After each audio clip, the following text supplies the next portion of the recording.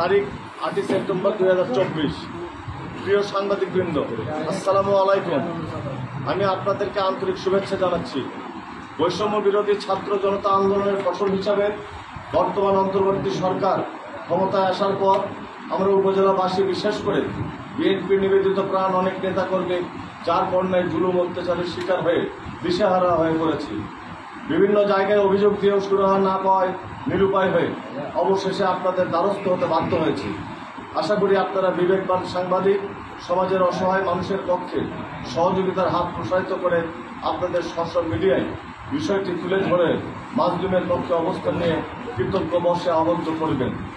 প্রিয় সাংবাদিক ভাইরা, আপনারা জানেন বর্তমান সময়ে বাংলাদেশ জাতীয়তাবাদী দল বিএনপির ভারপ্রাপ্ত চেয়ারম্যান দেশনায়ক জনাব তারেক রহমান একটি সুন্দর আদর্শ আগামী দিনের বিশ্বমানের বাংলাদেশ বিনির্মাণে নিরলসভাবে কাজ করে যাচ্ছেন। আমাদের প্রিয় নেতার কিছু যুগান্তকারী সিদ্ধান্ত দেশে এবং বিদেশে উচ্চ প্রশংসিত হচ্ছে।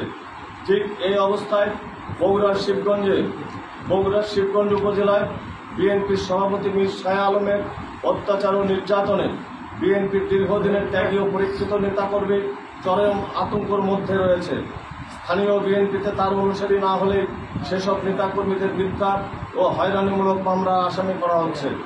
এরপর তাদের বিভিন্নভাবে কর্মীরা তালিকা সংযুক্ত করা আছে, এলাকা ছাড়া হতে বাধ্য হয়েছে। এখানেই শেষ নয়, মীর শাহ আলম তার অনুসারীদের দিয়ে করানো হয়রানিমূলক মামলাগুলোতে এলাকার ব্যবসায়ী ও ধনী ব্যক্তিদের টার্গেট করে হত্যাসহ বিভিন্ন মামলায় আসামি করা হয়েছে এবং আসামি করার পরপরই মামলা থেকে নাম কর্তনের কথা বলে লাখ লাখ টাকা দাবি করা হচ্ছে। প্রিয় সাংবাদিকবৃন্দ,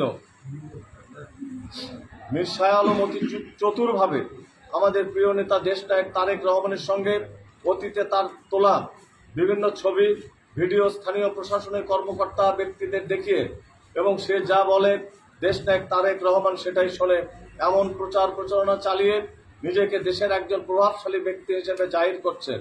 এরপর বিভিন্ন শিক্ষা প্রতিষ্ঠানের সভাপতি পরিবর্তন, ইউপির ভারপ্রাপ্ত চেয়ারম্যান নিয়োগ, সাব রেজিস্ট্রার অফিসের কল্যাণ সমিতির নামে চাঁদা আদায় সহ এলাকার বিভিন্ন অপকর্ম শুরু করেছে। সে নিজেকে নারায়ণগঞ্জের শামীম ওসমান বা লক্ষ্মীপুরের আবু তাহেরের আদলে নিজেকে হাজির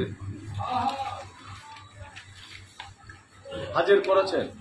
আপনারা হয়তো ইতিমধ্যে জেনে থাকবেন, প্রশাসন এবং মানুষের মধ্যে তাকে প্রভাবিত করতে গিয়ে তারেক রহমান মীর শাহ আলমের কথাই চলে এমন ন্যাক্কারজনক মিথ্যা অপপ্রচার চালানোর ভিডিও ভাইরাল হলে তারই সবচেয়ে কাছের দোসর তাজুল ইসলামকে সম্প্রতি দল থেকে বহিষ্কার করা হয়েছে। এছাড়া গত 31/8/2024 তারিখে এইসব ঘটনার প্রতিবাদে ও সুষ্ঠু বিচার চেয়ে এলাকায় মানববন্ধন পর্যন্ত হয়েছে। প্রিয় সাংবাদিক ভাইয়েরা, বিএনপির দুর্গ হিসেবে পরিচিত বগুড়ার শিবগঞ্জ উপজেলার মীর শাহ আলমের কারণে সাধারণ মানুষ রাগে ক্ষোভে বিএনপি বিমুখ হয়ে যাচ্ছে। অনেকেই ঘোষণা দিচ্ছে মীর শাহ আলমের এমন আচরণ অব্যাহত থাকলে বিএনপি ভোটের মাঠে অপূরণীয় ক্ষতির সম্মুখীন হবে। এ অবস্থায় আপনাদের মিডিয়ার মাধ্যমে বিষয়টি তুলে ধরার বিনীত অনুরোধ করছি, যেন দেশনায়ক তারেক রহমানের বিষয়টির উপর দৃষ্টি আকর্ষণ সম্ভব হয়। পরিশেষে আপনাদের সুস্বাস্থ্য ও শুভকামনা করছি। সকলকে অনেক অনেক ধন্যবাদ। সালাম।